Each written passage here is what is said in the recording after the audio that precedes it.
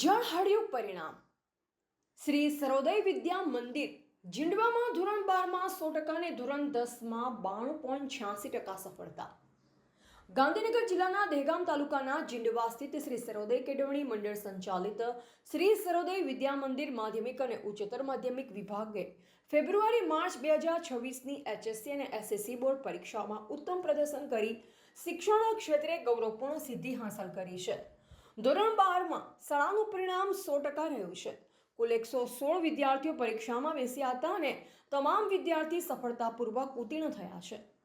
શ્રેષ્ઠ 3 વિદ્યાર્થીઓમાં ઝાલા વર્ષાબેન કાળુસિંહ 88.14%, સોલંકી યુવરાજસિંહ ગોવિંદજી 84.43% અને સોલંકી અમીષાબેન મુકેશજી 81.86%નો સમાવેશ થાય છે.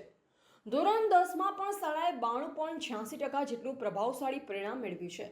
કુલ 126 વિદ્યાર્થીઓમાંથી 117 વિદ્યાર્થીઓ સફળ રહ્યા છે. પંચાલ પ્રેમ બિપિન કુમાર 88.33% સાથે પ્રથમ ક્રમે રહ્યા.